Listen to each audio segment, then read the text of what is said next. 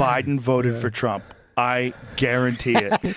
I never saw that dude so happy in his fucking life. He lost. His party lost. Like, yeah. He was happy. When Obama had to shake hands with Trump and do the whole transition thing, Obama looked like, Jesus Christ. Look at Biden. Smile, dude. Man, that's like when your kid gets married. That dude looks like a hairless cat. I just don't understand the White House visit. Now, granted, I'm glad it's a peaceful transition of power, but what happened to the threat of democracy talk? What happened to the fascist talk? By the way, Biden, when they say it, it holds way more weight than me. I'm just trying to figure out, how do you go from he's an existential threat to democracy? So welcome back.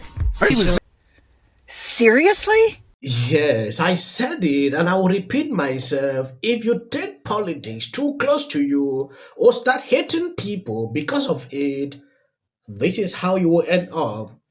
He has been using that same talking point. Now he is even regretting what he has been doing. They decided to term Trump, oh, he's a threat to democracy. Is this, is that. Okay, they are now shocked to see Trump and Biden sitting on the same place. Okay, imagine you separated with your family, then you see this. How will you feel? According to this tweet, woman calls for Kamala to be made president and use the military to arrest Trump. What if Joe stepped down, makes Kamala 47, then Kamala uses the power the Supreme Court gave?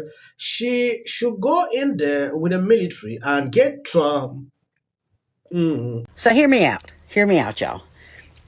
So what if, I've been thinking about this. I think about this stuff all the time. I'm crazy. So what if Joe steps down now, makes Kamala 47, and then Kamala uses that power that the Supreme Court gave her, that almighty presidential power, free to do whatever the hell you want to do. She should go in there with the military and get Donald Trump, Marjorie Taylor Greene, Jim Jordan, Ted Cruz, Lauren Boebert, Matt Gaetz. I'm sure there's a lot, Mike Johnson. I'm sure there's plenty more, J.D. Vance, and have them picked up and arrested for treason. What? Come on, y'all. I could do this. I have a question. If our president, our current president, took an oath to protect us from enemies, foreign and domestic, why are we allowing shits for pants to be president of the United States when we know that he is going to do harm to the United States? As far as I'm concerned, he is a domestic enemy.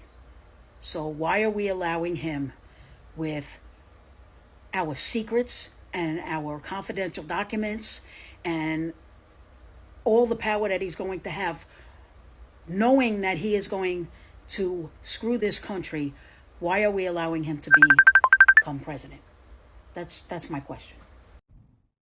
If you voted for Donald Trump and me, or if you voted... Yes, Libras can't stop. I thought by now I will not be seeing this. Trump arriving at the White House the other day is causing them a meltdown like never before. Some are wondering why Biden decided to allow Trump to be there. Some says Biden was even smiling. He was extremely happy to see Trump. Then why are we fighting here all through? They are not even realizing that.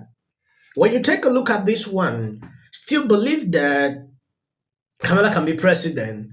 Oh, Biden should step down so Kamala can take over. Oh, so they want to use force to take over the White House, right?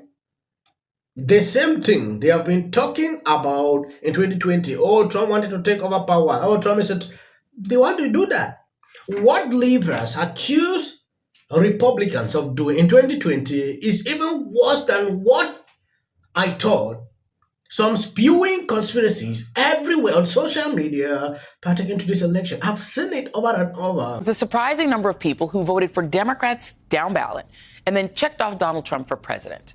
That was the case in New York's 14th district. A number of voters cast their ballot for both Trump and one of the House's most progressive Democrats, Congresswoman Alexandria Ocasio-Cortez, better known as AOC.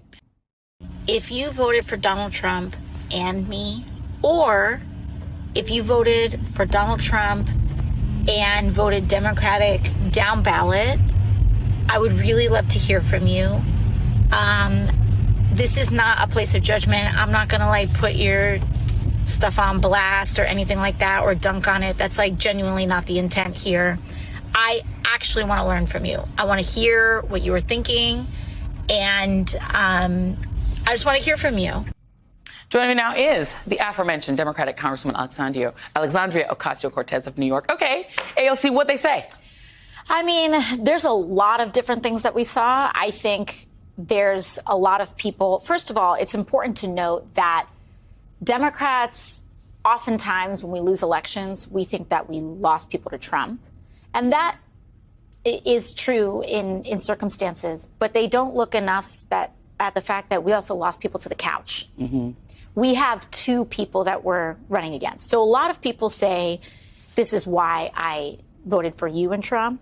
And some people say this is why I didn't vote or didn't vote top of the ticket. Right. Skip the top of the ticket, which, by the way, there's been a lot of paranoia about the fact that Democrats were able to win statewide in some places while Kamala Harris lost.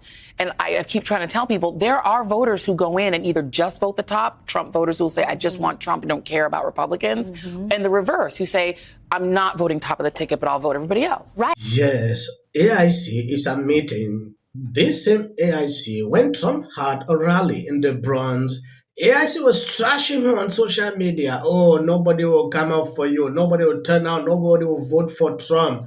They are just coming there to see Trump. I saw a lot of videos she put out. Now she's acknowledging that, people actually changed their minds. Voted for Trump. They didn't vote for Kamala. It is shocking to this lady.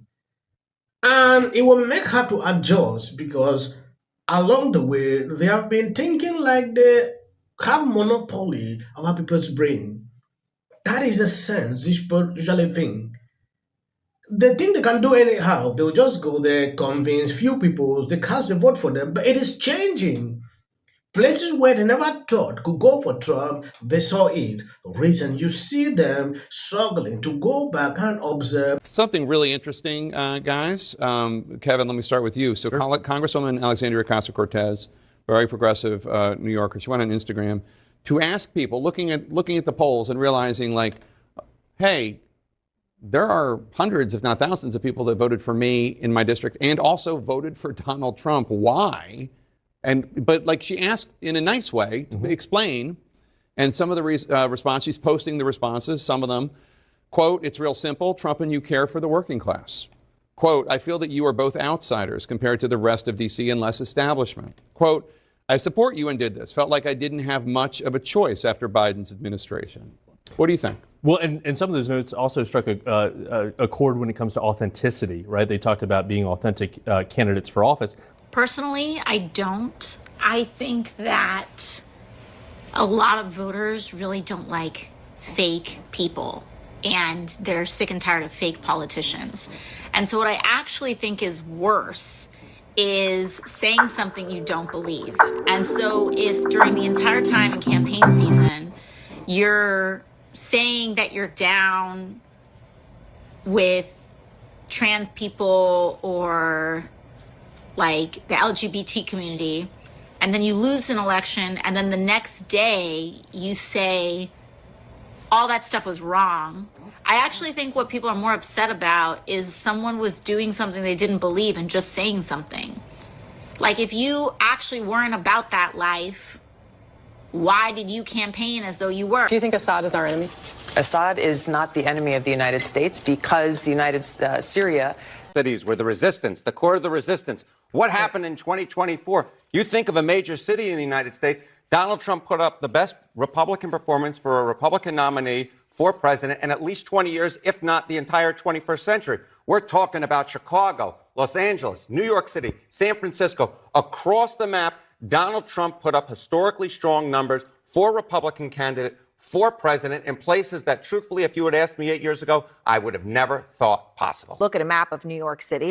They are shocked. to see that this is happening. The crime waves in these places is pulling a lot of people to Trump. They never saw it coming. Trump said it over and over during his campaign, and this is the end result. I don't understand why they are even doubting. They should just understand that this is the situation. Like the money they. So, what happened last night? There's no denying it is a weird time, but today is not the worst day since Trump was elected. That was yesterday. Watching Donald Trump go even crazier than anybody even imagined he would. He's running this country like it is a reality show. Donald Trump made it clear during the campaign that he would turn the government into a personal autocracy. Head around that. It's to make real change, but unite. Now it's time to unite everybody. Hey, I want to know what would change after doing this. These people are getting out of hand. I don't care if they write that. I'm going to shake it off. Figure out a way to say thank you. No matter how you disagree with someone politically, you should never pray for this. Elected that guy. You mentioned that guy's name. He's such an absolute prick. I can't stand him. Hey there. Hey, I'm guessing you're not doing great. It was a terrible night last. The rest of us be doing on day one. Now, well, Bishop Vigano, he says that the Kamala Harris in the news. Not talking about the